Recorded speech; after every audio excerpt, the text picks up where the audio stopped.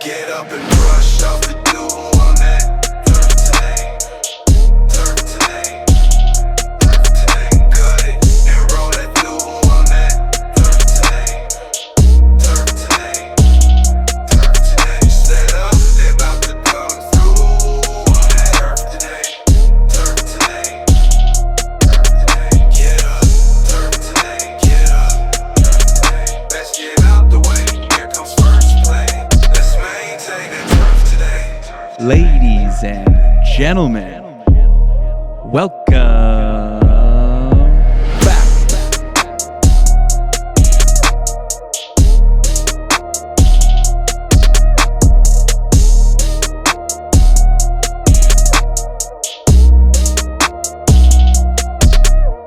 What is going on, everybody? Welcome back to Turf Today. My name is Adam Kershane, joined by my co-host, as always, Brian Lorenz. And this week we are sitting down with Tim Kelly, who is the golf course superintendent at Huntingdon Valley Country Club in Pennsylvania. And Tim's one of those people who brings equal parts professionalism, perspective, and personality to the job. We get into Tim's path from starting out at Saucon Valley to working major events like the Western Am and the BMW Championship. He also shares the moments that really matter most to him. Stuff like the day-to-day with his crews, the laughs, the long days, and the weird late-night takes that only turf people will truly appreciate. We also talk a little bit about his involvement with the Super Scratch Foundation and why its advocacy work is so important for the next generation of turf professionals.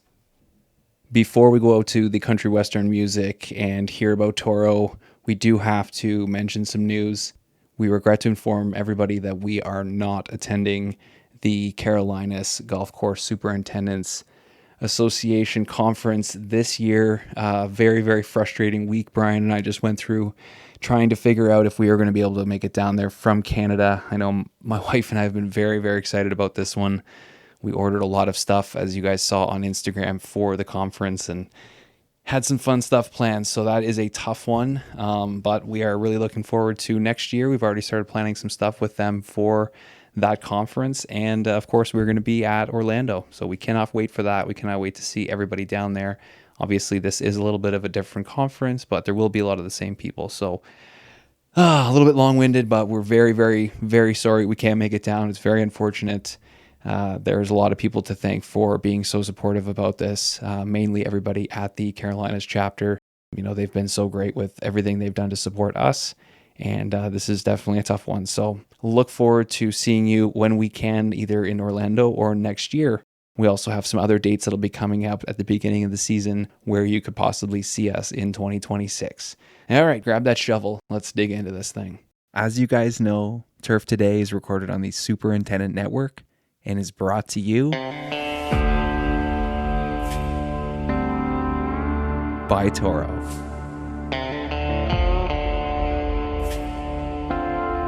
When it comes to innovation in turf care, no one does it quite like Toro.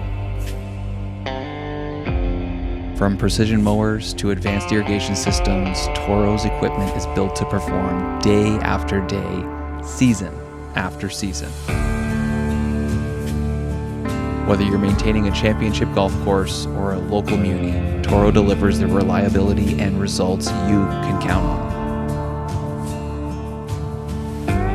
Trusted by turf professionals around the world, Toro continues to push the industry forward because great conditions start with great equipment.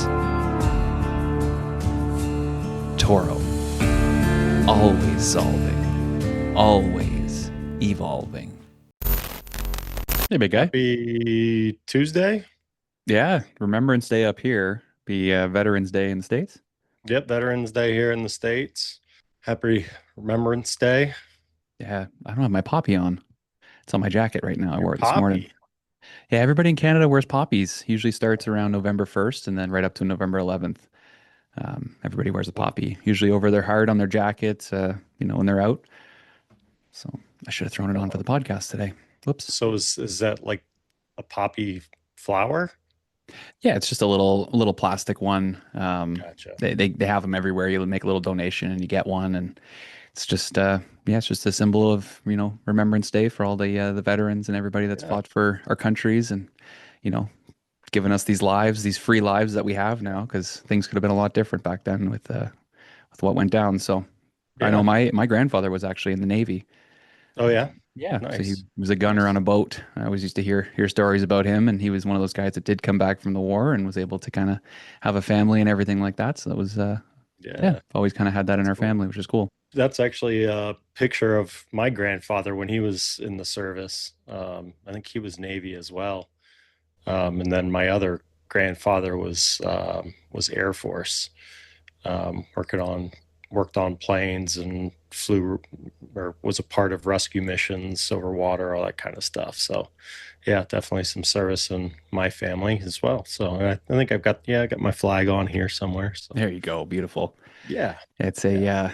yeah, it was a different time, right? Like what a Oh crazy gosh, time. You go back and watch some of those movies and some of those documentaries. It's just a crazy time. So the greatest generation, right? I mean, that's right. the greatest generation. You know, it's just it was certainly different back then, huh? I mean, think about what those guys go have gone through, and I, you know, 18 years old or whatever age they enlisted, they're still kids and going out to risk their lives for the country. It's just it's incredible. It's Can you imagine if absolutely we had incredible. something like that today?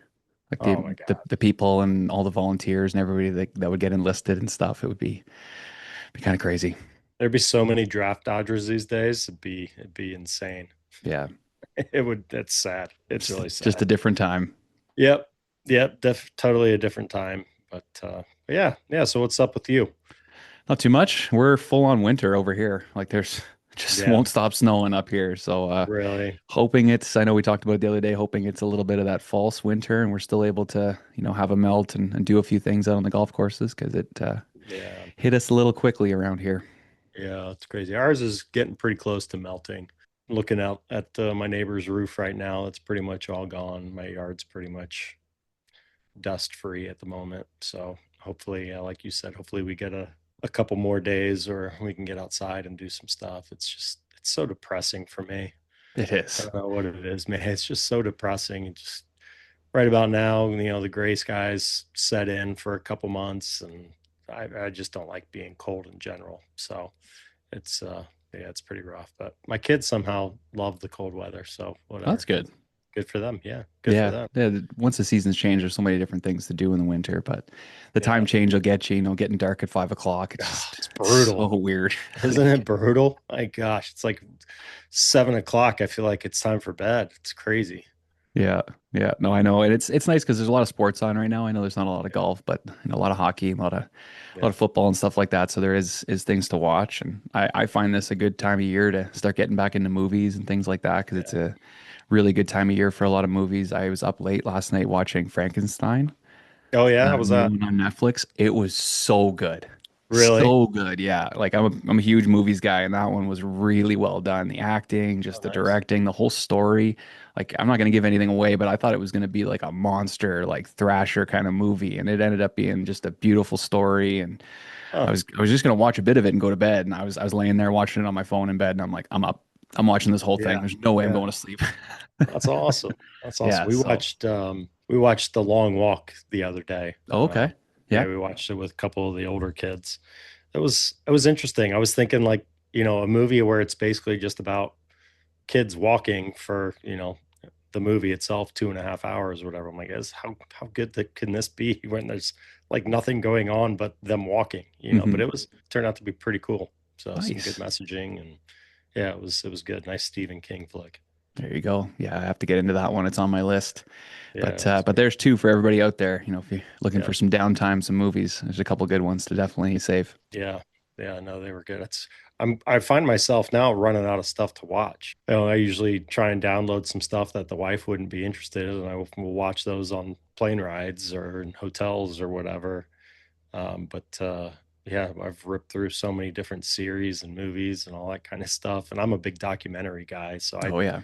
I've ripped through pretty much every documentary on Netflix. So I gotta try and find some. So if anyone has suggestions, hit me up. There's got Stuff. to be some good ones out there because I feel like Yeah, these days there's so many different shows, especially with yeah. YouTube and different creators and things. Like Oh when yeah, I was younger, you could kind of stay up on all the popular shows and all good movies that came out. You can kind of see everything. But these days, to catch it all and be able to take it all in, there's just too much. I might have to bite the bullet and get into some YouTube golf stuff. Yeah. The only YouTube golf stuff that I've really watched is like the fried egg and some no laying up stuff from time to time. But I think the Grant Horvats and the Good Goods and even Bryson and some of that stuff, I might have to start watching that. And the wife will probably go upstairs and watch stuff in the bedroom. Me and some of the boys will be down watching it. So. Well, you can give the internet an invitational a shot too, because it's Yeah. really good. I don't know if you've watched I've any of it, heard. but it's unbelievable the production for that one. It's just a long, long one. Like they have 5 episodes and they're 3 hours each or something like that. So it's Really? it's a grind. Yeah. Oh man, yeah, I'll have to go check. But that really one well out. done though. I'm sure once you get into it, you'll really, really appreciate it. Nice, nice. Hey Tim. Tim, what's going on? What's up, fellas? Thanks for having me. Yeah, buddy. Of course. Appreciate Nice you coming on. You like that? I know how Oh, to yeah. suck up to the guests, buddy. There you go, man. Yeah. I got my super scratch right here, so Yeah, you know I'm boy. gonna There it promote. is. There it is. Glad to see you're inside today. Did you get those messy plugs all dialed up yesterday? Yeah, I was a little stiff getting out of bed today, scooping mud for a couple hours with the boys, but that's what you get. 20% chance of rain. Rains every time. It's happening. Oh yeah. Especially when you got a big mess out there. They know. Yeah. 90%. It hasn't rained in 6 weeks. 90% chance of rain. Not gonna rain. We'll let you go make a phone call to our last guest, Garrett Bastardi with Flash Weather AI. You can bust the meteorologist chops for a little bit. Yeah, they're always right. Yeah. I love it. Yeah. Well, Tim, we like to dive right in. So we're recording, everything's moving forward. So we always just like to start things off by giving you the floor to introduce yourself and kind of tell us how you got into this industry. Yeah, I appreciate it. I'm Tim Kelly, superintendent at Huntingdon Valley Country Club outside of Philadelphia. I actually grew up 10 minutes from the club. I live 10 minutes from the club now. So a bit of a homecoming, which is just strange in this industry. You never really know how it's going to work out. But, so I grew up here outside of Philadelphia. I worked, my first internship was at Saucon Valley Country Club, 2008, 2009 for the 2009 U.S. Women's Open. And then I worked at Manasquan River Golf Club for Matt Morrow for a few years out in New Jersey at the Jersey Shore. Over to Aronimink for 4 years for John Goslin, the BMW Championship in 2018. And then out to Chicago for 4 years. Yeah, about 4 or 5 years. And then back to Philly. We've got the Saucon Valley thing in common there. What made you decide to go up there and work for Ronnie's crew up in Bethlehem? Dumb luck. Just getting into the industry was super, super green. I grew up kind of around golf. My parents play golf. I played junior golf since I was a little kid, 6, 7 years old. I started 6, 7. Sorry, you can't let that go. I mean, it's all the rage with the kids these days. Thank God. I got babies at home and I don't have to deal with 6, 7 right now. Yeah, we're not there let yet. this go away by the time my kids get older. Yeah. Sorry to interrupt there.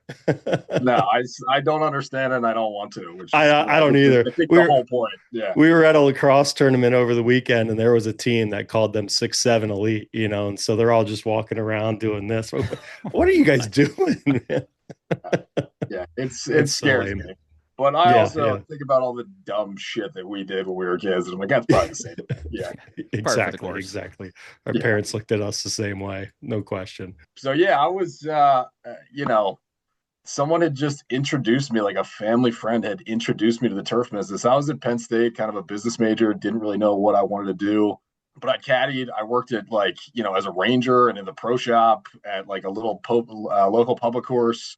I caddied a couple clubs around here, played junior golf and just kind of always, whatever I could do to get some free golf and be around the game and get some money. But, I didn't really know what I wanted to do. My grades weren't great. I was transferring from Penn State Altoona to the main campus and, to get into the business school. I don't think I quite had the GPA or I was probably borderline. And so somebody said, you love golf. Why don't you give this a shot? And then looked at a couple other places, but went up to Saucon Valley. I kind of have a loose connection to Bethlehem Steel. Like my grandfather worked at Bethlehem Steel Wow. Nice. And so there was kind of just, just that like loose connection there. It was right up 309. It was only like an hour away, but you could live there. And we just had an awesome crop of interns. And, I kind of fell in love with it and never looked back from there. That's awesome. And then you mentioned going down to the Jersey Shore, and I'm just trying to do a little bit of math right now. Would that have been around the same time when the show was just off the rails? The Snooki When, days. oh, yeah, Like yeah. the Oh, that actual was Jersey Shore? prime. That was prime's, yeah, Snooki days. So that was like we were in Manasquan, which is near Belmar, and so Belmar was like DJs, and it was like that real Seaside Heights vibe. So it was everything that you thought it would be, with the slick back and like the like that whole thing, And that's like I'm like an Irish, like I need, that's not my scene at all. So like I've been in there a couple of times, but like, it was, and the girls in there weren't looking for a dude like me, wasn't it at all either. You weren't the Guido So they it were was looking for.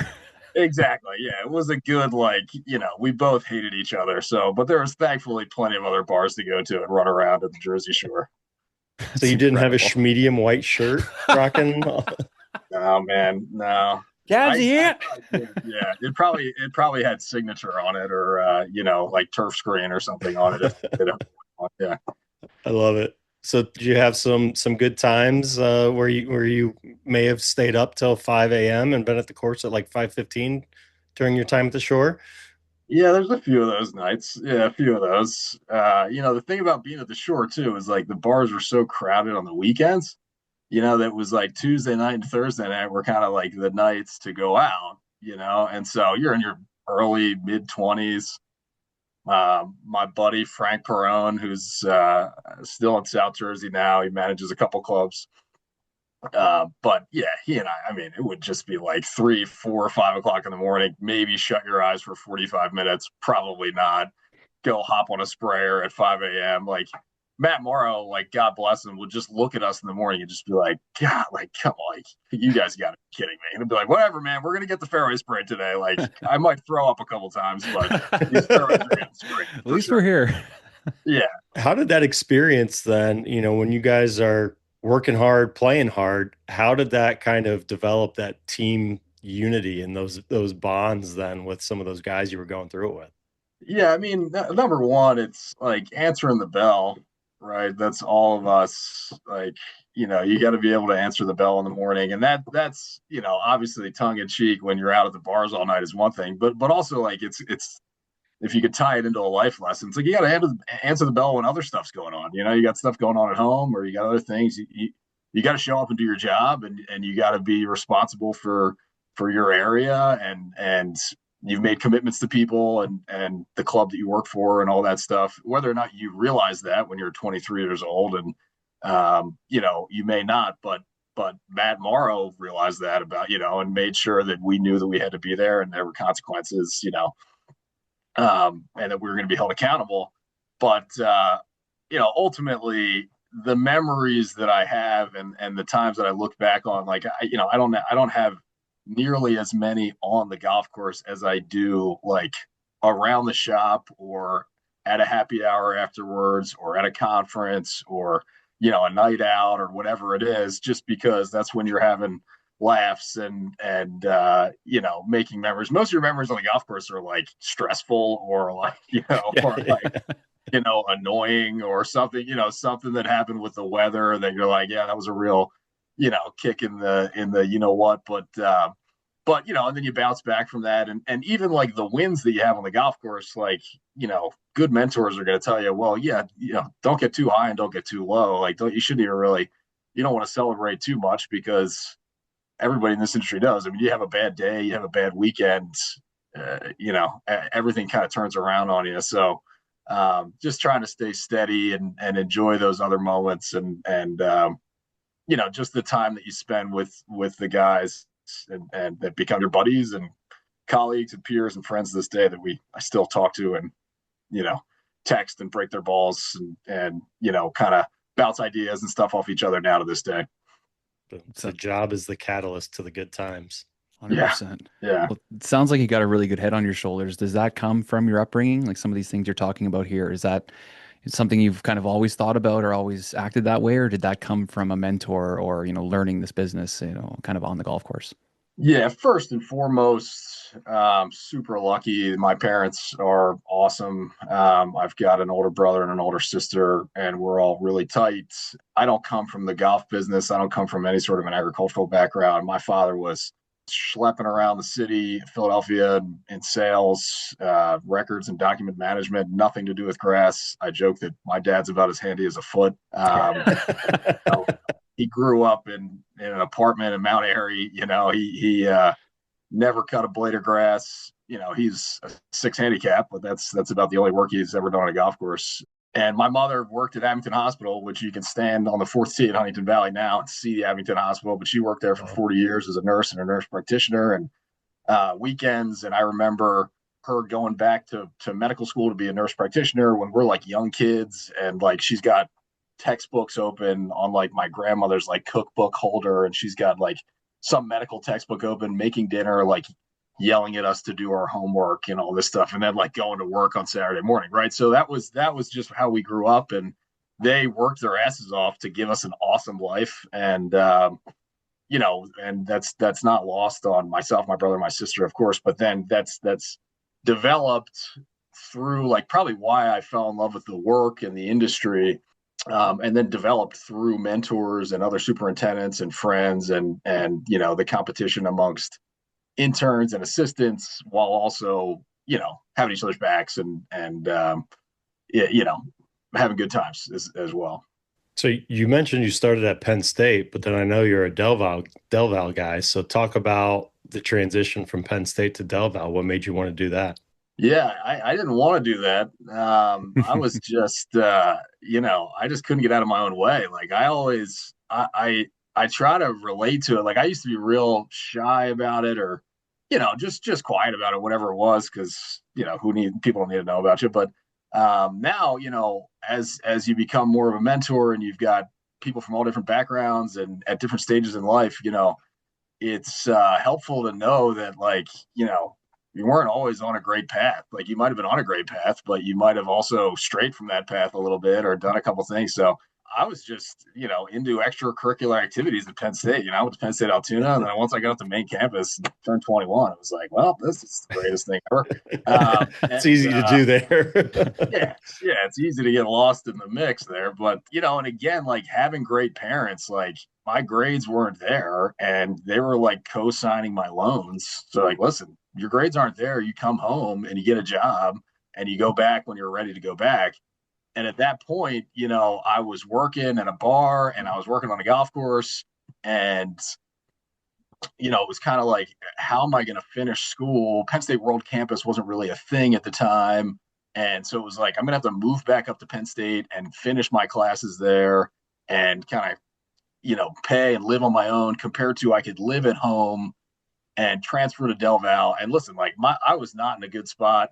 Doc Lindy took, in terms of like my grades were not good, and Doc Lindy was awesome at Del Val and took me in, and I was working 2 jobs and trying to finish school, and it took me a couple semesters to finish. But it was amazing what happens when you actually apply yourself and give a shit, and you sit in the front of the class and you take some notes and you study and all that stuff, and you're not just worried about the next party or the next bar or whatever you're going to go to. So it was just being an immature kid, and thankfully having good parents, and I had a soft landing spot when I came home. I just was able to live at home and get a job, and then go back to school and finish. And it was about that time that, I'd done a couple of years at Saucon Valley. I worked at Old York Road because it was right down the street. And that was at that time that Matt Morrow at Manasquan River, Matt had left Saucon Valley. Matt was the superintendent of the Wayhill course, and he had left Saucon Valley. And, he and Mike Broom were good buddies, and I worked for Mike Broom on the old course. And I think, Mike and Matt, called me and said, hey man, you want another shot? You want to come out here? And I went and worked for Matt for 4 years, and it was awesome. And as much as Matt needed a guy and a body, like I needed that. I needed to kind of get out, get get, into a better situation and kind of start my professional life and grow up a little bit. So at that time, did you know you wanted to be a superintendent? Was it kind of on your radar? And what kind of ultimately led you to that turning point? For sure. I kind of knew I wanted that from the start. Like I loved that aspect of it. Like I always knew when I got to Saucon Valley, even in the beginning, I was like, that's what I remember the guys like giving the morning meeting and being like, I want to do that. Like that's what I want to do. I love like the teaching and the leading a team and the teamwork aspect of it. And so I kind of never straight. It was really just, academically. Like I was always great at work and I was always, answered the bell in that way. It was just, I just didn't take school as seriously as I should as a young kid. But at the same time, I always kind of stayed the course with that in terms of, um, always wanting to be a superintendent or, at that time I wanted to be an assistant, I was an intern or whatever. I don't even know if we called them AITs back then, but I was kind of an aspiring to be an assistant and always trying to take on more responsibility and learn more and spray and be the fastest guy to mow intermediates and be the fastest guy to do this and that. Right. Um, and so I kind of never strayed from that. It was just a matter of, taking it seriously, outside of work too. And, just maturing, really growing up. Yeah, like our buddy Scott Bordner says, right? Give me your C students. I don't need your A and B guys. Give me your C students. And I think it's probably when you went to Del Val, it was probably maybe a little easier for you because you're probably more focused on your actual turf classes versus maybe some of those general ed classes. So you're probably were a little more interested in what you were learning there, a little easier to focus on what you're doing academically, right? Yeah, and it was more applied, Yeah. it was more, you'd kind of been out and seen some things and done some other things, but also, it's just it's really just the value of applying yourself as well, and just Doc has nice small classes there. It's interactive. I see now he does the kind of screen-free Fridays where he's taking the kids out and doing um, whether it's drainage or looking at turf plots and things like that. So Del Val was a great landing spot and met some really cool guys there, even though I was a little older. Um, guys that I still am in touch with today, and yeah, but it was a little bit more focused at that time, and also more than anything, I was more focused. Yeah. That's what it is. We get a lot of guys that either come through some of those big programs like Penn State or Ohio State or Tennessee or Georgia or whatever. But, I don't know that enough people know about Dr. Lindy. Talk about Doc Lindy as a mentor and as an educator, because he's doing some great things at Del Val. There's no question. Yeah, and quietly their program has grown, and the guys that have come out of there and kind of the network that he's built locally and also kind of into the Midwest and up to the Northeast. Again, it's very hands-on, it's very intimate. He knows every kid, knows a lot, knows a lot about them, gets to know them. He coaches the golf team. Working with Steve McDonald, who helps out there as well. And so he just kind of tries to prepare you for what's ahead. I mean, you never really are. You can sit in a class and discuss concepts, but it's really until you get out there and see it.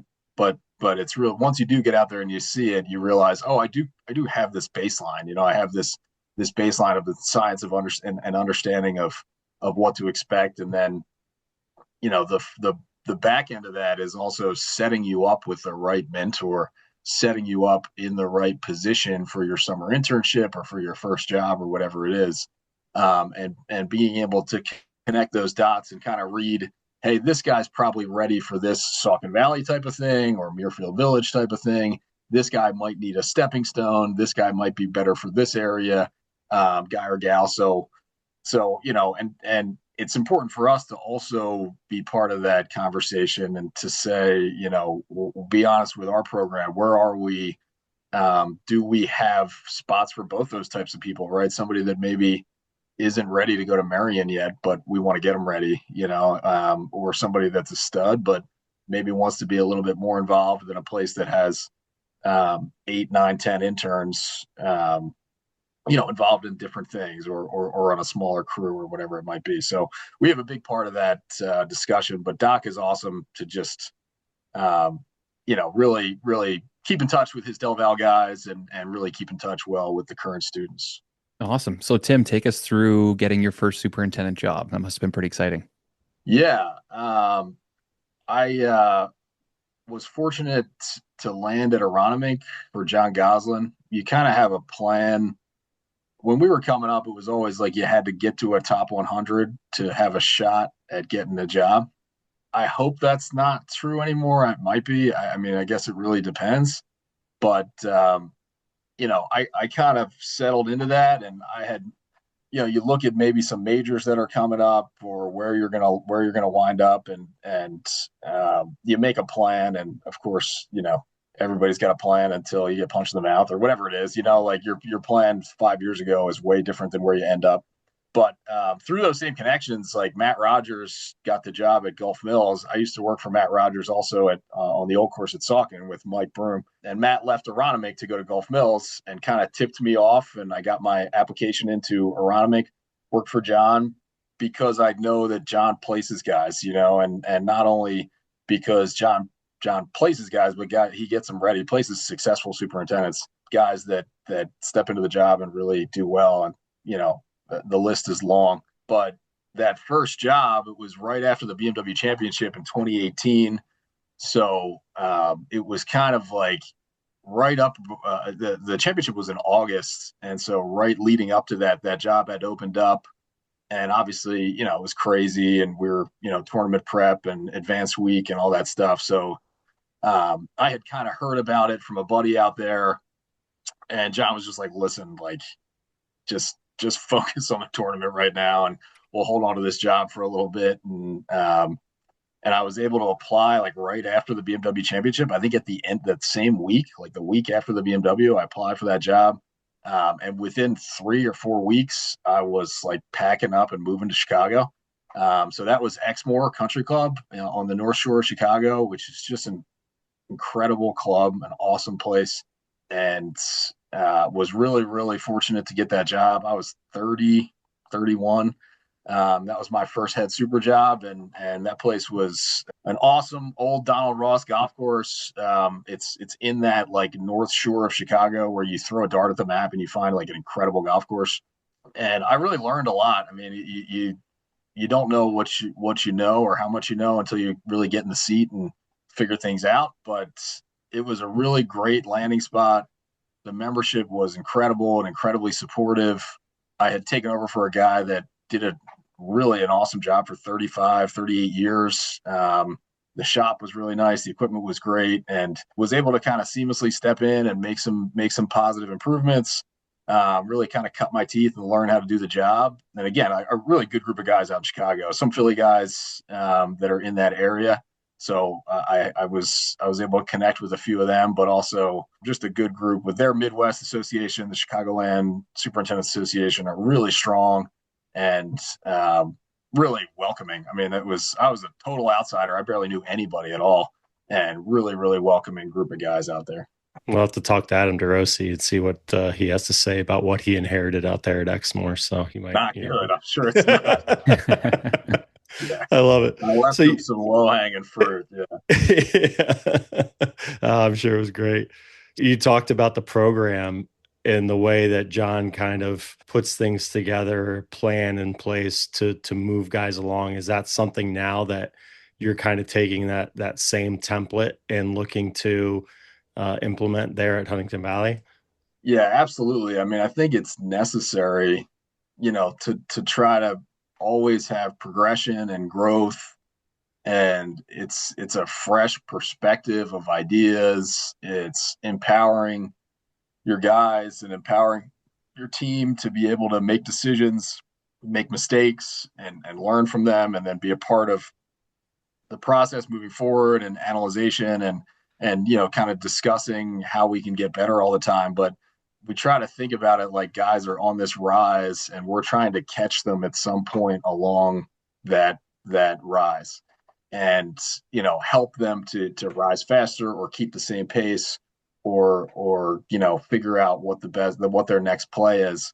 That 3 to 5 years kind of seems to be a nice spot there where that can extend longer as guys are moving up in the program, but to really make sure that they're feeling fulfilled, that they're feeling like they're constantly learning and growing and making themselves better, but also that there's not stagnation at the top, that you get to that point and then you try to move on from there. And ultimately we know that this industry, assistance compensation has gotten better, right? But since a few years ago. I mean, I'm not that old, but even when I was coming up, it wasn't great.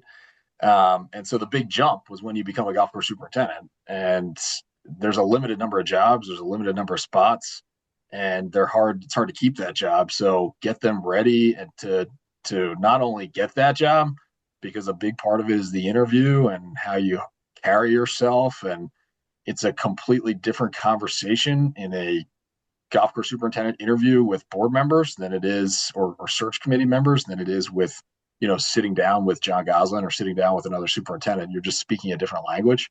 But also to be able to, succeed once you get there, be able to communicate and be able to do the job on your own, and understanding that, like, there's nobody left to ask, right? You can call your buddies and say, hey, what do you think about this?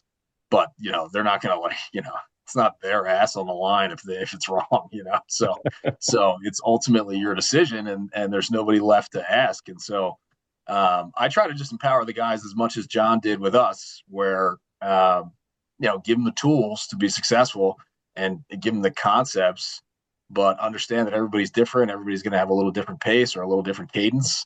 But to understand the goals, the end goals, and what you want to be. And then the tools on how to get there, and whether or not we're going to be a club that can place golf course superintendents directly.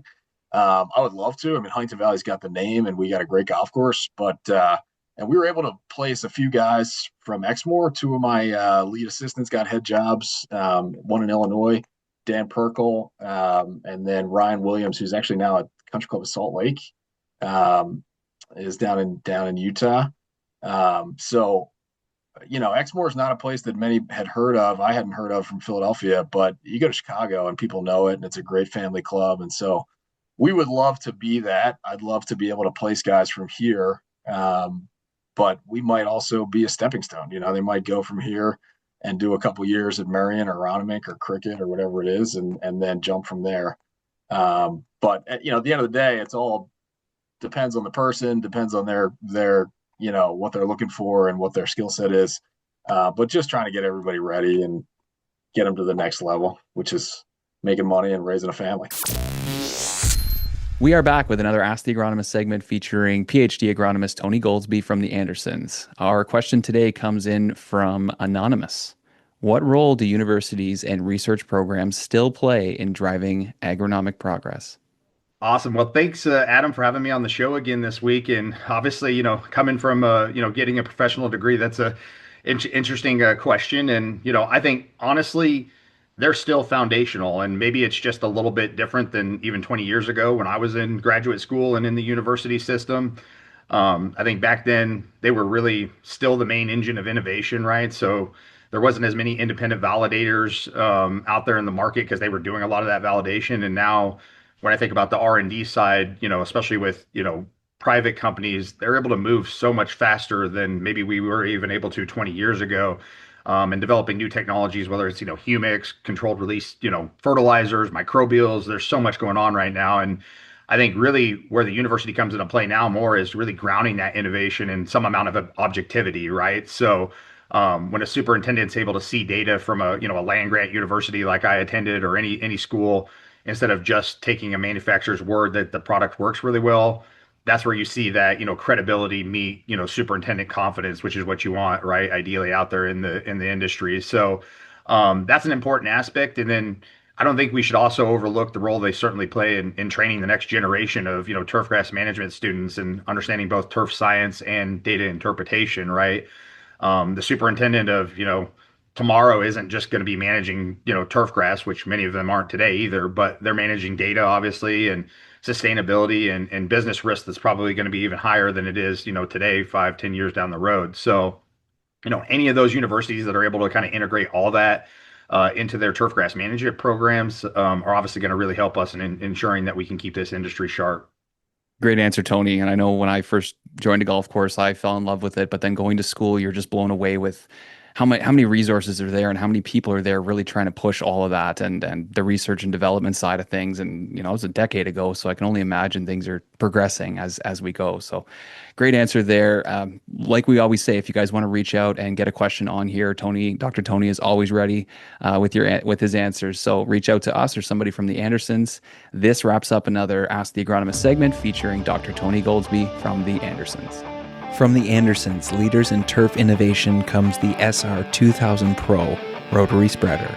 Built for professionals who demand precision, power, and zero compromise. With the Andersons' patented cone system and edgewise side spread control, you'll get perfectly even coverage. No streaks, no waste. Its heavy-duty stainless steel frame and maintenance-free gearbox are made to last season after season. The 80-pound hopper, fast action shutoff, and quick setup keep you efficient and on schedule. When you spread with confidence, your turf certainly shows it. The SR 2000 Pro from the Andersons. I just wanted to go back to that flag over your left shoulder right now, the BMW Championship.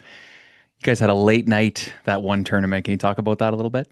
Yeah, that was I forget what day it was. It was like maybe early in the week because everything ran together. But your advanced week, you're grinding out, and it was advanced week, as everybody knows, is kind of worse than tournament week. Not kind of, definitely worse than tournament week because you don't have all the volunteers, and it's the final pieces of putting all the grandstands up, and there's just like the NBC truck shows up and they're crazy and they're setting all. So it's like all these the finishing touches are nuts, and then so you're like a zombie. You're barely sleeping and you're there at 3:30 in the morning. You're there till 9 o'clock at night. And so the one night they're putting up this giant. The 18th green has like 3 cars sitting up top that they craned in, and the screen up top is just massive.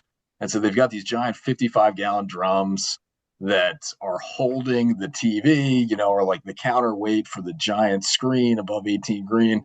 And so they're looking at it, and like the floor is starting to bow on the 3rd floor of the thing. So like, well, we got to get up there and empty some of the water. There's like 40 of these things. So of course it's 10 o'clock at night, and Rich Reimers, who's the glue that holds Aronimink together, their irrigation tech, and Greg Marsala, who's the other assistant there, and myself are up there like taking turns like sleeping for 20 minutes while the other guy runs the trash pump down the hill to like empty these things out. So we're like doing all this, and it's like taking hours, and we're like delirious and laughing and like joking around and whatever. And then we see somebody. It's like I swear it was like 11 o'clock at night. We see somebody driving out to like the 17th tee to one of the like concession stands, the tents, and then you see the car just kind of like go sideways and the lights like this, and we're like, oh no. So we wound up having to pull this lady out who was trying to like put some merchandise in late. She's like, oh, I didn't really know where I was going, and I tried to turn around, and she wedged her car like on the side of the service road, like where there was a steep bank. And so we're like, on top of that, we got to go pull this lady out, and yeah, that was those are the memories you have from those tournaments, which kind of make you smile how crazy it was. I say the actual golf course prep is probably the easy part during tournaments, right? It's all the ancillary things that cause the most headaches, isn't it? Yeah, like you've had the schedule made for 6 months, like how many greens mowers you're going to have, and approach mowers and backpack blowers and whatever. You just kind of hit play and make sure everybody's here and get everybody out there, check everything. It's the other stuff, and it's the advanced week stuff that you're like, you want us to do what? Like, okay, all right. So you planning to go back for the PGA Championship next year? Yeah, definitely. A couple of the guys that were interns for me in 2018 are still assistants there. And Dave Stefanik, who's the lead assistant over there, was at Hollywood actually when I was in Manasquan. So Dave and I have known each other a long time. And so it's nice, like that BMW Championship, it was nice to have guys back that knew the golf course, like previous lead assistants, like Pat Mitchner at Bitterman, Matt Rogers at Gulf Mills, Scott Blau, who worked for John and was at Aronimink. So it's nice to kind of have those guys that know the operation, know some of the people. You can give them a radio and make them a back nine captain, a front nine captain, to just kind of move things along and help everybody. And so to just be a resource for those guys, I'll do whatever they need us to do, but just to be there for them for the week and help organize the chaos a little bit. But I'm really happy for that, man. John's just received the Eb Steiniger Award from the PAGCS, the Philly Association kind of Lifetime Achievement Award. And we went to that dinner and it was awesome, and really pumped for John and the team over there, because they're crushing it. And I'll be excited to see the whole golf world come to Philly. Yeah. Should happen more often. How important is that for you to be able to go back and support John and some of those assistants that you've developed the relationships with over time? It's everything. I mean, it's I owe so much to John, and whether he even realizes it or not, just the kind of quiet confidence that John had and the way that he carried himself. And but also at that dinner, the biggest takeaway it was John's kind of invest in your people. That was his. Turf comes and goes, and weather and members and all the different things, and technologies change, and they're going to change even more rapidly, but what's going to become probably even more relied upon and even more of a niche is taking care of and investing in your people. And so there's a front end of that and a back end of that. And so to be able to help out on the back end and just see those guys and their success and just have that week of being able to celebrate how hard you've worked and the team effort that's going into that. It's really it'll be cool to kind of stand on the sidelines and see it and just be there to support whatever we can. It's cool. I feel like you're kind of in the middle right now. You have guys older than you that have really helped you along your way, and now you're kind of in that transition period where you're really helping a lot of people coming up behind you. So just talk to us a little bit about your philosophy and, kind of how you direct your course, how you're the sort of the boss, the coach at your golf course, and sort of what you see for the future of your program.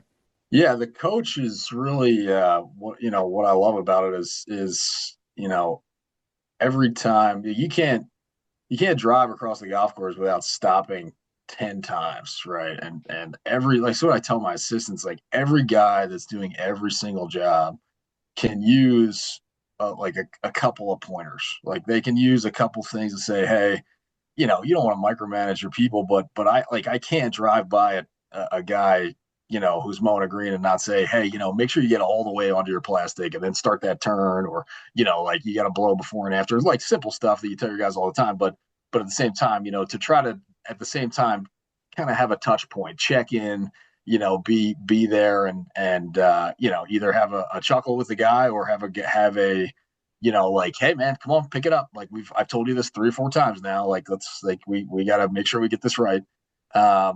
But really just empowering our guys to do the same thing, to understand that can't just happen from me. Like that needs to happen from multiple people, and nobody else is going to drive that bus, like that effort bus, and that really motivating the guys and making sure that we are remembering our standard, raising our standard, and trying to just reach to a new level every day. Because if you guys aren't the ones, living that message and saying that message, then who else is going to drive this?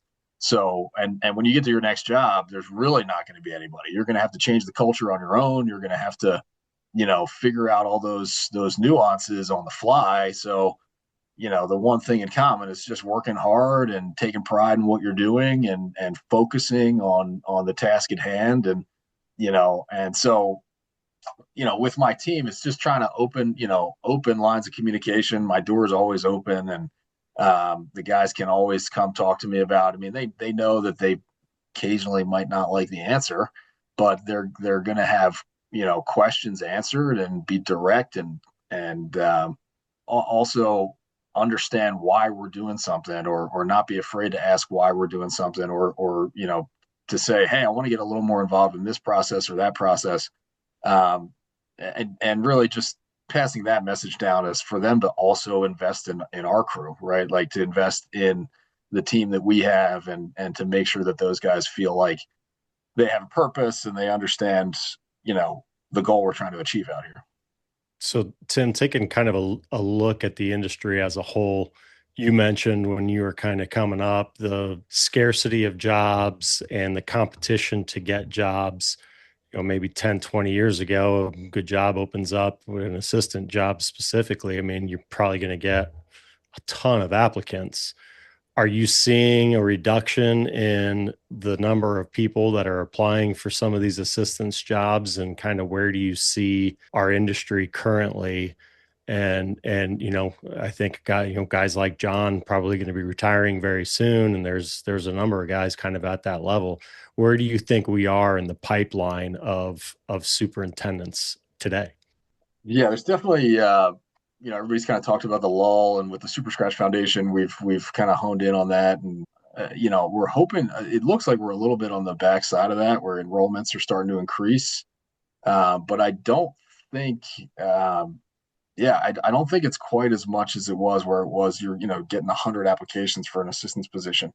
I don't know if it's guys, the generation below mine are maybe a little happier at smaller clubs, if they're feel like they're learning, at their pace, or there's enough programs out there that are a little more hands off, or more hands on, where they're not chasing to go to a top 100 right away. And now I don't know if that's like an hours related thing, but or the fact that wages have come up and it's made it a little more sustainable to be at a mid-level club, right? I think what's the kind of result of that? Is that a good thing? Is that a bad thing? Ultimately, I think it's a good thing. You don't want to see guys struggling. You don't want to see guys, barely able to, having to really scrounge and save money just to come up in the industry, while also paying off your student loans, or doing whatever, and having to pay rent. A lot of times you're also like living on the North Shore of Chicago, where it's not cheap. You're living in a very affluent area, and we're kind of expecting guys to be able to foot the bill. So, I don't know that I've necessarily seen that much of a shift. We still get a decent amount of applicants when we apply. Anytime I've had assistance positions available, but at the same time, we also trust our networks a little bit, where you can find guys, through colleagues and through friends, or at least hone things down. But at the same time, I think it is ripe for opportunity. If part of this discussion is raising budgets, or at least shifting the mindset of superintendents to allocate more of their budget towards, the assistants that are working 55, 65, 75 hours a week, depending on the time of year, to advocate to their club that we got to pay these people. They're earning that money. We got to pay these people a little more. We got to, try to retain them, try to hang on to them. And just not necessarily like looking at it as percentage points in a dues increase, right? Like, this is what our budget has to make room for. Our labor is our biggest allocation. Our assistants and our interns and that are the engine of that. They're the guys that are executing that, and to make sure that it's livable for them, but also that they still have that drive to go get a head job and to go get on their own. At the same time, making that like lead guy be livable. Like, not everybody has the same program where they want to do 3 to 5 years. Some guys like having a guy there that's just their right hand man, and it that can be the highest end club to a mid tier club to a public facility, or whatever it is. But I think we just have room for everybody, just in different capacities. And especially as things start to get more technical, and as we get more into whether it's robotics or AI or whatever it is, there's going to be more of those technician jobs and more specified areas that I think we can accommodate for, irrigation techs and spray technicians and that kind of thing. But yeah, we'll see. We hope it's an uptick, but we also just hope that it kind of fills out in the middle class, right? That it's not just 20 guys going to Marion and Muirfield every year. That it's kind of spread out, because you can learn something everywhere, and your local country club is hiring, right? Yeah. Like you ride your bike to your local country club, they'll probably give you a job. Yeah.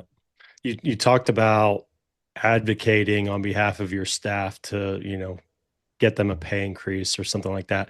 How do you approach that conversation with whether, whoever it needs to be, your greens committee, your GM, your board, whoever it has to be? How do you approach that conversation with them to showcase the value of the guys that you're trying to get bumps for? As much as you can not have that conversation is the best way to do it, is to just say, this is my budget and this is what we're doing. This is what we need to do to run the business. In an ideal world, you have to build the trust of your membership, and you have to understand that this is what we're doing. Now, if you're getting into the nitty gritty of, hey, how come person X needs to make this, I think they should make $5,000 less than that. If you're having that conversation with a member, it's just be like, well, okay, what does that person do? Do you have any idea what he does? Like, do you know what time he gets here in the morning? Do you know what time he leaves? Do you know what time is, how many weekends he works and all those things? So, to try to just, we have that data backed up, but to also just get to that point of saying, listen, these guys are working more than probably anybody at the club. I know there's assistant GMs and people in the kitchen that are pulling a lot of hours and this and that, but the sacrifices that we ask these guys to make, and the dedication that they have, to kind of do whatever it takes, if it's evenings, if it's 3:00 in the morning, if it's holiday weekends, if it's whatever it is, they're worth every penny. And just trying to, we understand that, put it on paper and make it digestible for your membership, for your greens committee, not your membership as a whole, but for your greens committee or your general manager, and having that on paper, but also really just having the conversation of let's also look around the club, what's everybody else doing, and the kind of hours that they're making. We're looking to be compensated equally as these other folks, whether it's F&B or golf or rackets or whatever it is, because there's no difference. There's the same level of education. What we do is extremely scientific. There's extremely artistic, and the amount of feeling it out and decisions that you have to make. You got to make 100 decisions a day. And those decisions impact a living, breathing organism. There's trillions of grass plants on the golf course. So, as you dive into it, usually when I get this deep into a conversation with a member, they're like, okay, I get it. Yeah, like it's fine. It's just do whatever. Ultimately, the golf course is the biggest asset for the club, right? Mm-hmm. I mean, that's why people join the golf club or the country club or whatever. I mean, it's very few are based on social activities. And yeah, there's obviously all that, but in most cases, that's a loss leader. The golf course is what people join for, right? Yeah, it's an unpopular conversation, but we're the sole economic driver of the club, right? Now that's not every single club, but that's mostly true. And everything else is an amenity to the golf course, and doesn't mean that it's less important. It doesn't mean that it doesn't have a place here. But I'm a firm believer that the golf course is the rising tide that lifts the rest of the ships, and that we're kind of a cruise ship, and there's some tugboats floating around. In terms of what really matters to members, and it's not that they don't care about the pool or the food or whatever it might be, but it's just the reality of the situation. We're really the sole economic driver, and golf I don't know has had proper representation for a long time, and golf maybe the golf operations side of things has, and you see a lot more of that side of things. But for my money, the superintendent should be just as involved in any single one of those conversations as anybody else. It's the amount of things that you deal with and the amount of flexibility and ability to pivot that we need to have.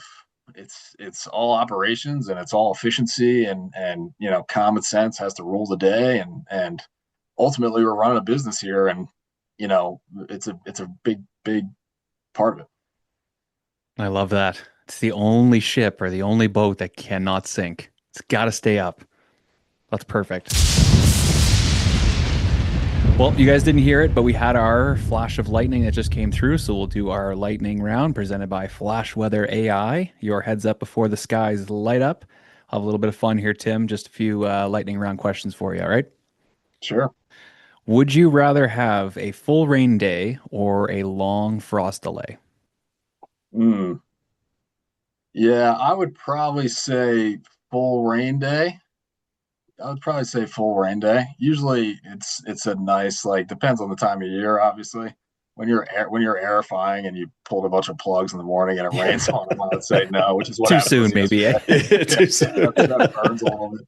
Yeah, my thighs are still cramped a little bit this morning, but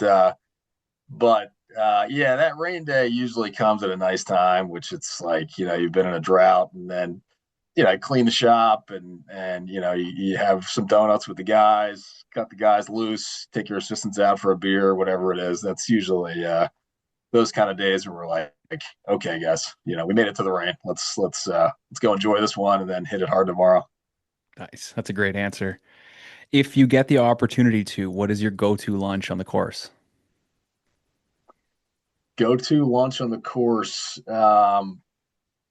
This time of year, man, I got to switch it up. This is when I start getting in the office and I start getting fat. So I usually switch from the hot dog to the chicken salad. Usually is where I'll go at the halfway house.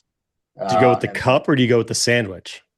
I go with the cup. Like if I'm trying to, I might as well cut the carbs out at the same time. But yeah, usually that and a can of Gatorade is the way to go. Nice ice cold can of Gatorade. A can of Gatorade. Oh wow, yeah, man. That's specific. Revelation there. Yeah. I don't know if I've seen one of those in a really long time. They certainly don't sell them up here. All right. Favorite course you've ever played? Shinnecock. For sure, Shinnecock. I went on a crazy run last year where I got invited to Pine Valley, I got invited to Fisher's Island, and then I got invited to Shinnecock, kind of back to back to back. And all three times was like, that's the best golf course I'll ever play in my life. And I think it was true all three times up to that point. So yeah, Shinnecock was just the best, just so understated, and the architecture was just incredible. And Flynn, and obviously being in Huntingdon Valley, a big Flynn guy, but I feel like that's our niche. I mean, of course we want to be Shinnecock. That sounds great, but we've got a cool routing, and Flynn did a really good job, cutting this golf course into the hills and into the valley. And did the same thing at Shinnecock. The routing's a little different, but the green complexes are just awesome. And the way that the game's played on the ground, you got to bounce the ball in, and you got to really listen to your caddy, and some blind shots and some funnels and cool stuff. So yeah, you got to play a lot of shots in the bag, which is the best. No Love flat it. lies. Love it.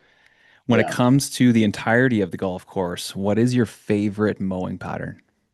Favorite mowing pattern would be the sweep. We used to mow everything tee to green at Aronimink. We had the routing that we could kind of, like, there was only a few holes that you had to kind of double back on. So that way there's no lines at all. Like, I hate stripes. Oh, so just all cut in one direction, so you can't even tell. Yeah. Wow. Yeah, no. Best. So That's the best. that would be because I feel like it takes like when you kind of see the pattern and you see like the diagonals or the whatever, it kind of takes you away from the landscape, takes you away from the golf course and what you're supposed to see there. So we do a half and half cut now because it's not quite as easy, or just tee times and bodies and all that stuff. So we go counterclockwise and then clockwise the next time. So we kind of try to erase it that way. But my favorite thing was when we would sweep them, when everything was green to tee, because then you also get the grain of the golf ball going Right. in. Right. Everything's kind of going with the line of play, and it just doesn't really distract you. It's just takes a little time. Yeah, for sure. I thought that was only something they did at Augusta, so it's cool to hear that other people are adopting it. Last one I got for you here, and I'm sure you've had some late nights, but what is your normal alarm time every morning? Normal alarm time, probably 4 o'clock. So we start now at 6. Weekends we start at 5:30. Summertimes it's 5:30 during the week and 5. But now, like, I got young kids now, so like you kind of, I got a 6 month old, so like in this summer was like, sleep was just Yeah, what not a was real sleep? thing. It was like 40 minutes. You shut your eyes for a little bit, but so you kind of. But that was like the other thing about having young kids is you've gone through it before, where you've had either like late nights at the Jersey Shore, or you're just, you're trying to do other things and get stuff done around the house till 9 o'clock until you fall asleep, and then the alarm goes off at 2:30, 3 o'clock, like when you're an assistant, and so it's not as bad as it used to be, but yeah, typically 4 o'clock, and now I try to keep that if I want to, work out or just usually now it's like making bottles and putting lunches together and all that fun stuff. So, but yeah, 4 o'clock, it's not too bad. You get used to it. Are you able to sleep in past that when you get a day off?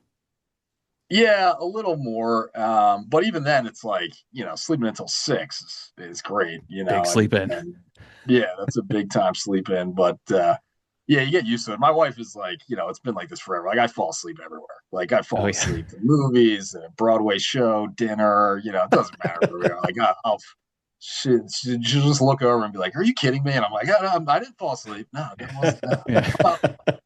Resting my eyes. Yeah. I love it. Good stuff. Well, we before we let you go, obviously, we've talked about it on this show a couple times, but you are heavily involved in the Super Scratch Foundation as a board member. Talk a little bit about what inspired you to get involved with that organization and kind of, where it's going these days. Well, I was again lucky enough to kind of get thrown into this, being the getting this job at Huntingdon Valley. The foundation started here. Andrew Mason and Tim Zaribita, who is a member here, as family members here, and also a golf course superintendent. And then they got Scott Border involved and the other guys, and so the thing had already started to kind of take off, and that was really what inspired me was the passion that these guys had, and really just the mission. When you hear about it, it's hard to not get excited about it, if you really are passionate about what we do and we're passionate about golf, from the member side of things.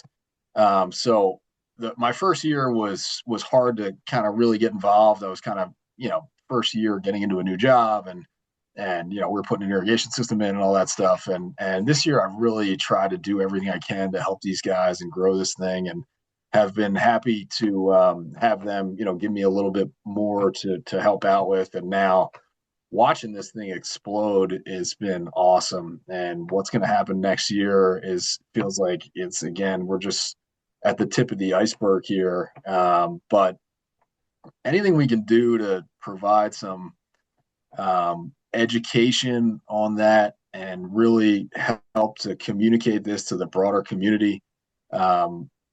It's gonna be a self-fulfilling mission if we can get to clubs and we can get to, we kind of talked about that. Like, your average member really doesn't know what you do. I mean, you even talk to people on the board, and whether it's like a doc, and if I'm in the doctor's office and I'm talking to a guy who's a member at some other club, or I'm talking to our own board members, and they're like, "So you cut the greens every day?" Like, it's like you cut and you change the hole locations like every day. Like, well, how long does that take? And so it's being able to raise awareness for the industry is great, and to understand that there's this big kind of engine running that you might hear it humming a little bit around the club, but you don't understand that it's really the propeller that's driving the ship. So to raise awareness on what we do and to advocate for that, but also to create demand and create demand for young kids to get into this. I find it so often, and that's why I like to kind of tell my background or anybody's background, because we all come from so many different places, to say to kids, like, yeah, like you may not, like I didn't come from any agriculture. Like I used to cut some lawns and shovel snow in my neighborhood, but I didn't know anything about growing grass. I couldn't drive stick shift. Like I couldn't do anything. But I learned all that, and I loved golf, and I loved people and working on a team and all those kind of things. So to be able to grab a kid on your crew, or to have a different way to attract students at a university, or somebody that may be just kind of tangentially interested, and to give them an easy pathway, and then to help out people that may be in tough situations, or have had hardship, and to be there for those kids and help them out. I've been involved on a couple of boards, and they're great, and it's great networking, but this one is really just, I'm just so excited and proud to be a part of it, and really just want to see this thing explode. So anything we can do to just get in front of people and spread the message and spread the word and advocate the clubs, that's kind of part of the thing. Is like we got to get the superintendent to say, hey, you got to speak up. You got to get out there, and you got to say what this is and why it's important, and it's not a big ask, and it's going to pay a huge dividend if we can market this correctly and open people's eyes. I would love to see a commercial one day on the Masters that's not like, thank a golf course superintendent. It should say, you like golf? Are you sitting on your ass? Do you want to go work? Do you need a job? Like this is a great combination of working with your hands, working a little inside, working a little outside, being on a part of a team. So it would be awesome to get that message out and to create some demand for this industry, and get kids, on these teams, and fill out, throughout the country. My favorite part of Super Scratch is the fact that it's driven by amateurs. Yes, several superintendents on the board. Obviously, that's an important aspect of it too. But like you mentioned, Andrew Mason and some of the guys there at Huntingdon Valley are really the ones driving that ship as just members of the club, and they've seen what you guys do. They appreciate it, and they want to help the industry. How can a superintendent approach one of their members to then encourage their club to get involved? So as much as your average member might not know the intricacy of your job or whatever it is, everybody's kind of got that member that does know. Everybody's got that member that gets it, and that gets what you do, and that you have a good relationship with. And now whether that person's on the board or the executive committee, whatever, a former Greens chairman, current Greens chair, whatever it is, you typically know and can identify that person. And whether it's going out and playing around a golf, or it's bringing it up at a Greens committee meeting, sharing some of the information that we might have. What we want to try to do is put together a playbook for guys to say, here's kind of a template and some talking points and what it is to do. But if somebody handed me that, I'd be like, yeah, I don't need this. I'll do it on my own, where most guys are going to be that way, but it's really just encouraging them to say, there's momentum building behind this thing. And find that confidant that you have, find somebody that's going to open that message, and, ask to bring this to the board, ask to bring this to the committee first, and try to rally people behind the cause, which I really just don't think is hard to do once you hear the message. So everybody's got that person that they have a good relationship and that understand, the little bit of the intricacy of the operation, and may know a few of your assistants, and be a guy that kind of pops around the shop and says hi, or drops off some sandwiches or pizza or whatever it is.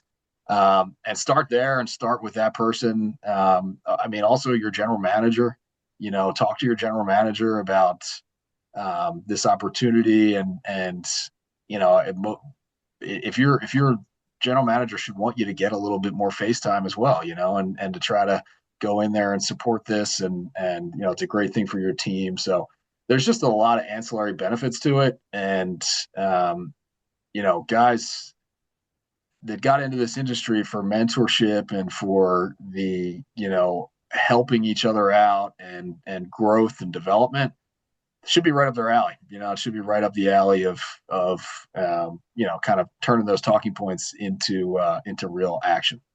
Tim, I just wanted to highlight you when you were talking about the foundation originally there. I just wanted to highlight the fact that you mentioned a couple times how important it is. This is something that is going to help our industry tenfold year after year. The light it's bringing to what we do, pulling the superintendents and the turf industry into the mainstream of golf, and kind of raising that awareness everywhere, and the fact that it's going to help so many young and up and comers. It is so important. So everything you're doing, everything Brian's doing, everybody else, Scott Bordner and everybody that's there helping, it's huge. You guys just keep pushing it. It's going to grow. Everything we can do to help keep pushing it here, we will, because it is very, very important. So thank you for drawing attention to that. Well, I appreciate you guys platforming this and helping us out. And, again, we really just feel like we're scratching the surface, and that No everybody pun talks intended. about it. Yeah, no pun intended. Yeah, we're going to start selling the big itch, the super scratch, the big itch. Big itch. That sounds like the national championship. That needs to be the new name. Yeah, there's a hat.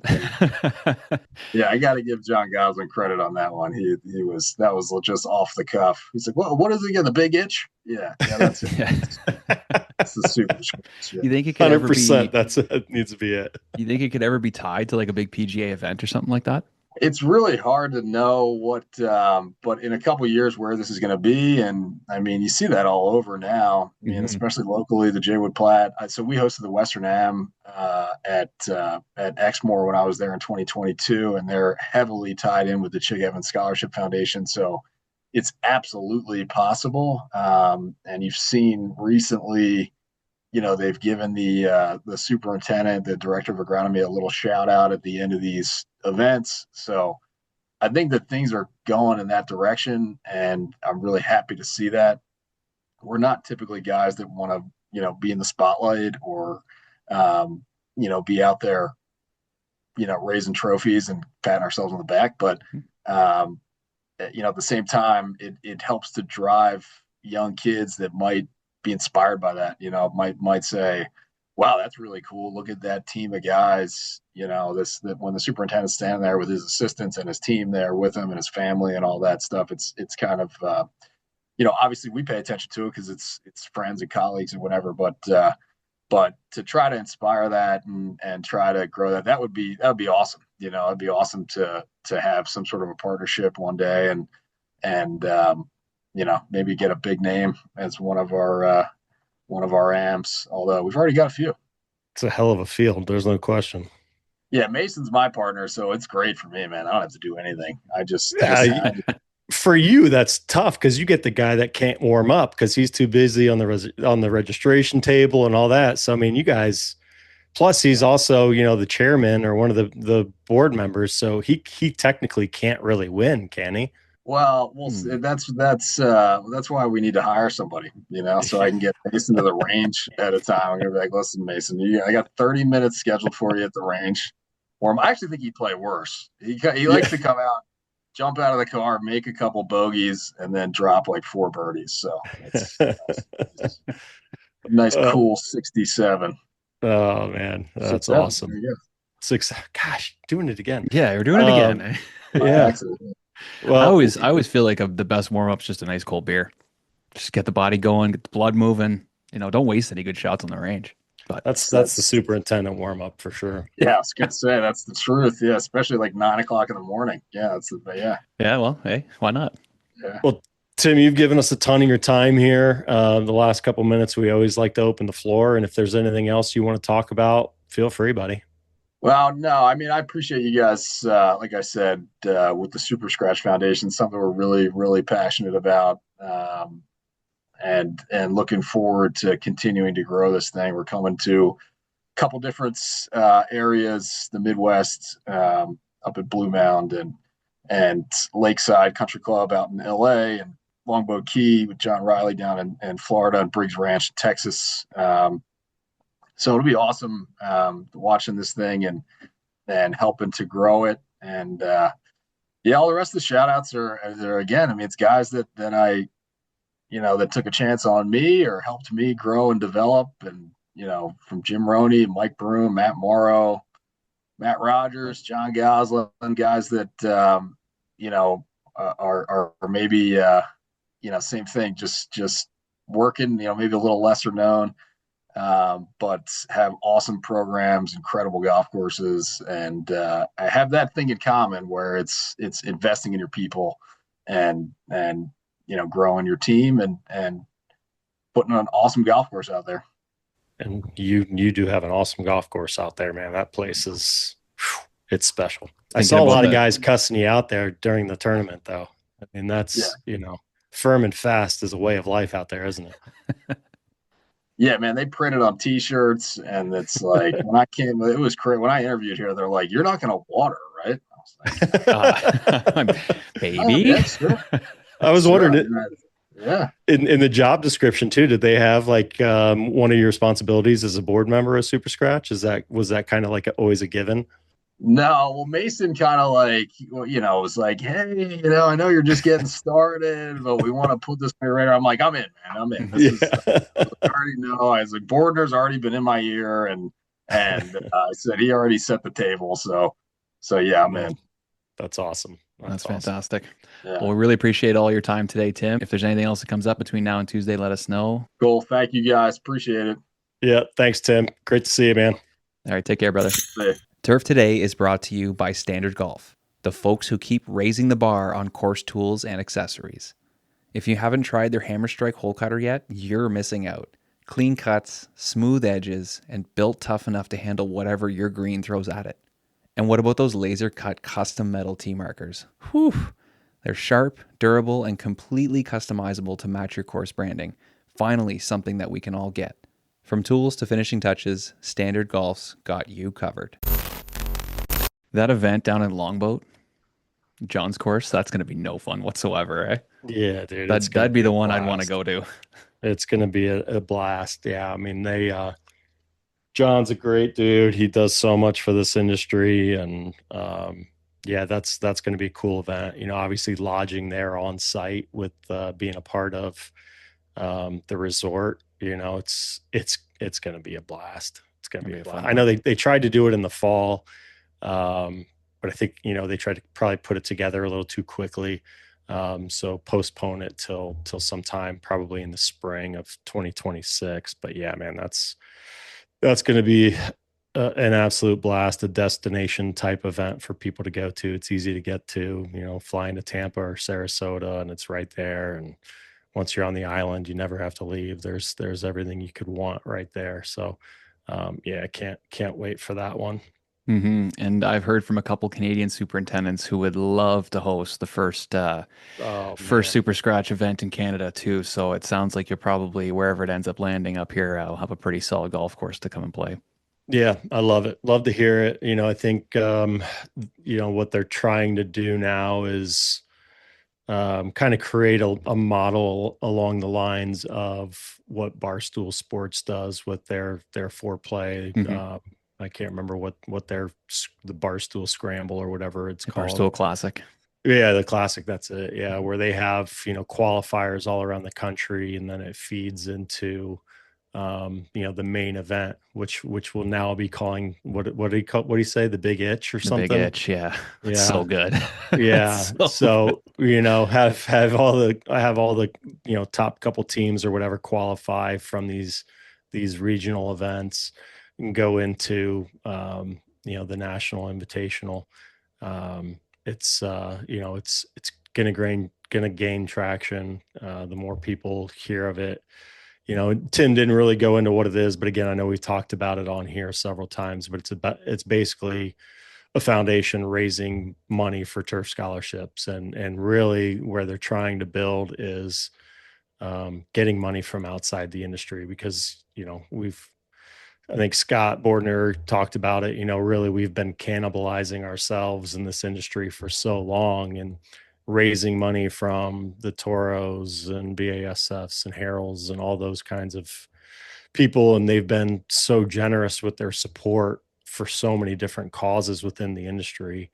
Now it's time for the people that benefit from the work that superintendents do to kind of help out and pay it forward for the future superintendents to ensure that, they have places to play that are well conditioned, that are managed by highly qualified individuals at the helm in these superintendent and director roles, and then, continue to provide for quality assistance to help them get their education and continue to advance in their own careers.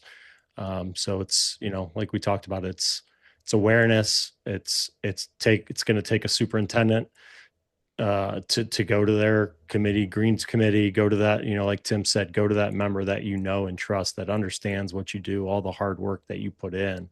Go to them, tell them about the super scratch, create a plan for the club to support it.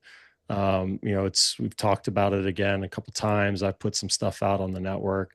There's Lanark in Philly. They get a $10. They bill their members $10 a year. That's it. And with that number of members, you're going to raise thousands of dollars that goes into a pot, which then we're going to be able to give out scholarships to kids going to pursue this as a career. So if we all of a sudden get 100, 200, 300 clubs that are doing that, which you would think like, oh, no big deal. That's easy. I mean, just think of the money that we could raise. I mean, it could get to a point where, they could get to a point where any kid that wants to become a golf course superintendent may have a full ride. You know what I mean? Yeah. There's 1,000 kids going to turf programs or something right now on an annual basis. If you get a couple hundred clubs investing whatever it is into this foundation, no kid's going to leave college with a loan that they have to worry about repaying. It's just, I'm so excited about that. And, I get to see a lot of these different programs around the country when I'm out and about. And, as soon as I heard about this organization, as soon as I went to my first event, like I was just all in. Like, what do you guys need? How can we help? Yeah, exactly. And it's just limitless opportunity there. And it's just doing so much good for the industry, and it's helping so many kids. It's just, I just can't wait to see where this thing is in 5 years. Well, looking back 5 years ago, do you think more people know what golf course maintenance is now?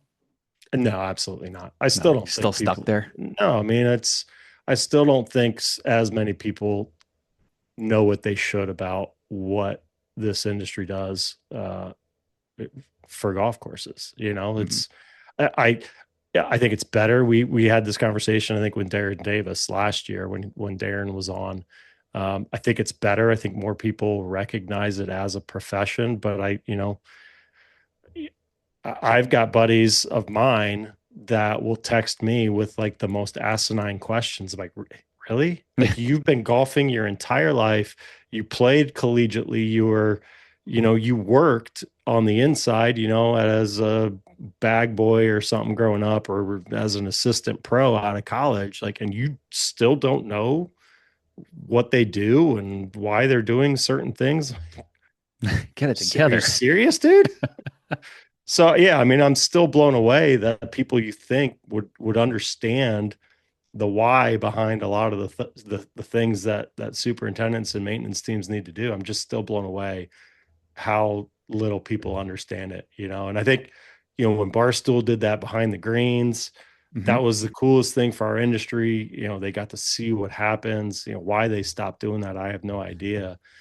YouTube golf is huge. Unfortunately, YouTube golf course maintenance isn't yet, and that's certainly something that you and I are trying to do is get that a little bit more in the forefront. But yeah, man, there's still a long way to go. I remember being in a hockey dressing room one time and chatting with a few guys, and the guy goes, "So what do you do?" And I said, "Oh, I'm golf course superintendent."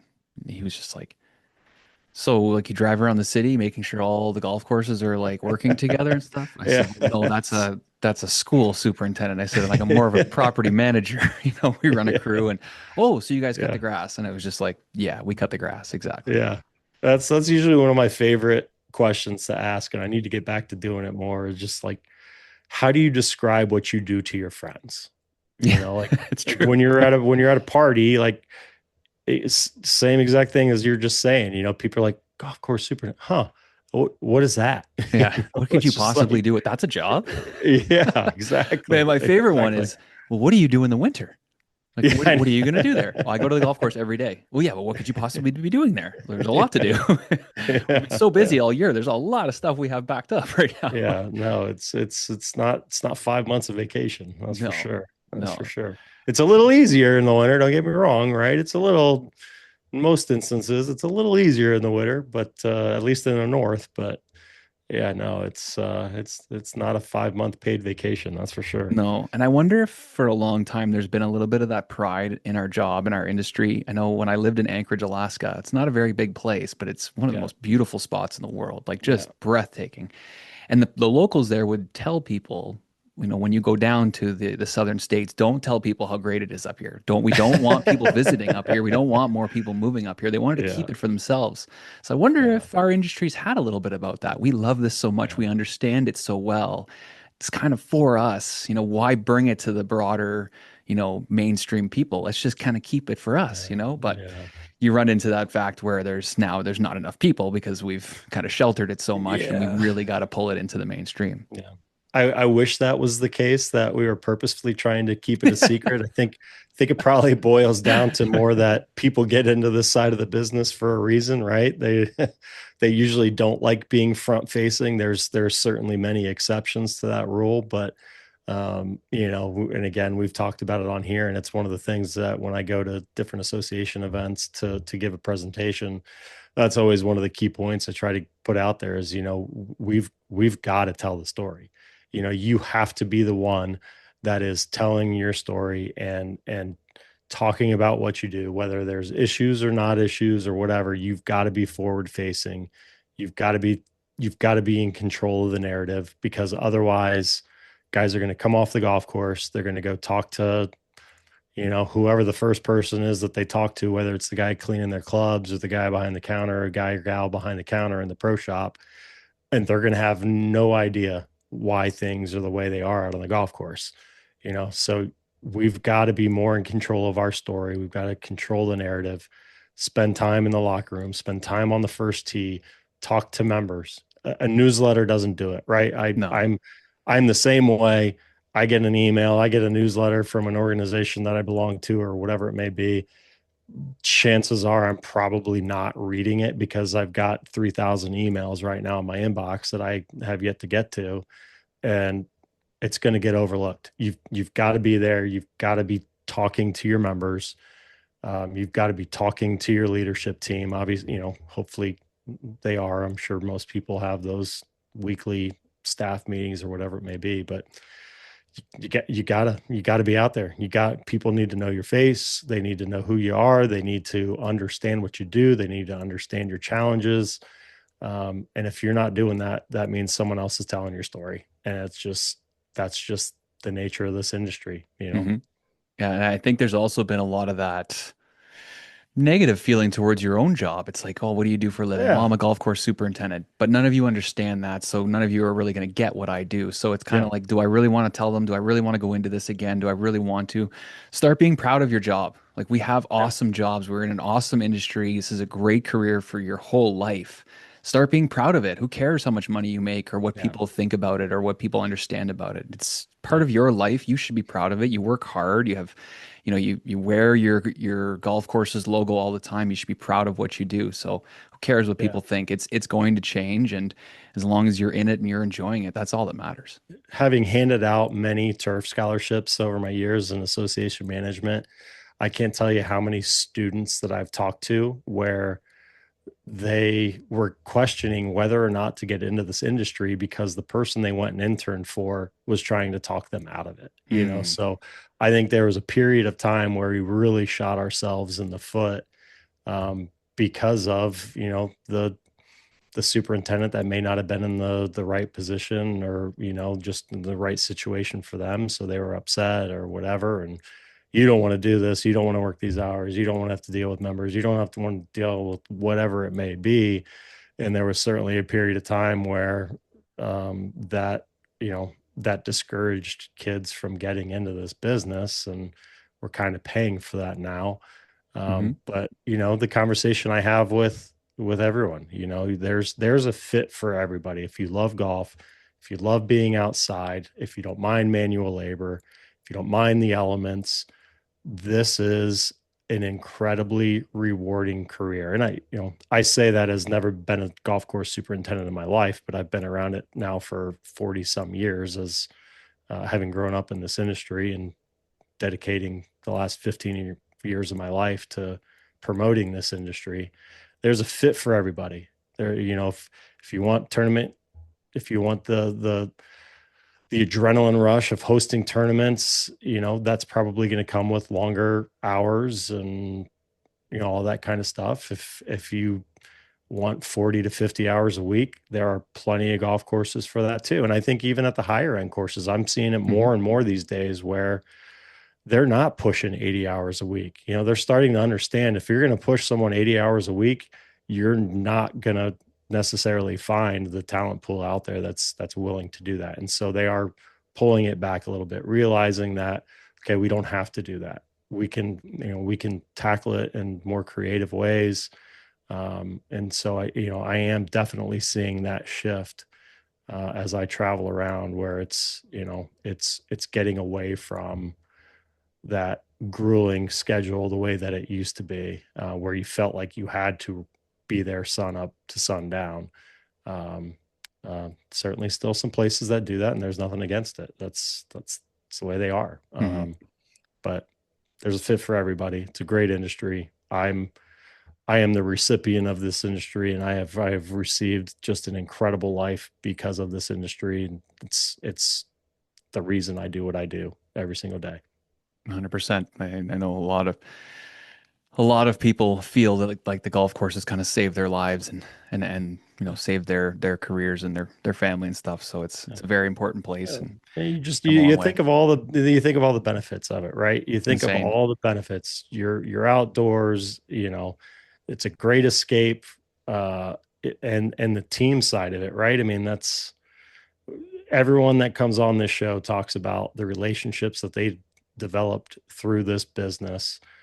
And I mean, me personally, my best friends are people I've met through this business. You know, I've got my neighbors and I've got a lot of friends outside of it too. But if I'm going out on a Thursday night, or if I'm going to meet guys, you know, for a happy hour or something, it's usually guys in our industry that I'm reaching out to. You know, it's just you have the opportunity to create so many phenomenal friendships through this industry. And I've been very, very lucky. And I know you have too, Adam.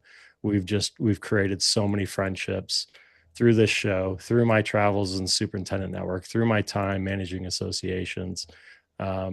Just created so many friendships and memories that'll last a lifetime. And, you know, people, when I'm going to California or Texas or wherever it may be, that I can reach out to, I'm like, hey man, I'm in your area. Love to grab a drink. Little jab at Mike Rollins for being in Columbus, Ohio, and not reaching out to me. Son of a. Oh, you're 100% right. We've met so many great people in this, and I feel like with our job, you know, we roll every week, so we're talking to new people every week, and that's important. You know, if there's people that have been on the show and you feel like, you know, we've forgotten about you or whatever, that's not the case. Anybody that's been on the show, anybody we've talked to through Turf Today or Superintendent Network, we hold you in a high regard. We see you guys as friends and huge people in this industry. So we're always available. We're always here to chat. Can't wait to catch up with a ton of you when we get down to the show in Orlando. You know, like Brian said, we've made so many friendships, and it's a long road ahead. So we're always here for all of you guys. It's fast paced with what we do, and we talk to a lot of people and a lot of touch points and stuff like that. But every friend we gain every week. You know, it's just another person that we have in our contact list and people we can lean on. Yep. And I give Mike Rollins shit. I don't mean I certainly understand, you know, from a travel perspective. Like there are so many times where I'll be in a buddy's neck of the woods. It's like, God, I'd love to go grab dinner or a drink or something. I don't have time, you know, and that's unfortunately kind of that's the downside of traveling is there's never enough time to reach out and see the people that, you know, that are your friends and have helped you and all that. But, yeah, it's just it's an amazing community, and wouldn't trade it for anything. I know people are probably tired of hearing us say it, but it's just the God honest truth. I mean, it's just the absolute best industry, the best people to work with, and like you said, there's so many more out there. I was having that conversation with someone the other day. I'm like, thinking of all the courses that we haven't been to, the people from facilities we haven't talked to, like, my God, like there's an endless amount of people that we can talk to on a daily basis, and places to visit and all that. It's just, it's keep just growing, amazing. and you think about all the youth too. There's so many young up and comers, Oh man, it's boys the and best. girls that are going through school that are, and they're riding that new wave of technology. So they're all posting stuff on social media. They're all kind of, watching different things. I think there's going to be a lot more, studying of what the industry actually does with a lot of the up and comers, because it's going to be a big shift with the technology and everything that's kind of changing. So yes, it is. Yeah, but yeah, I think you're right. School set. For the 6 people that are still listening to us right now at the end of this long podcast, we love you guys. We appreciate everything you guys do, and we're gonna keep this thing rolling. Yeah, man. Great show. We'll catch up soon. Sounds good, buddy. All right, man. Later. Keep those reels sharp, everybody. We'll see you next week.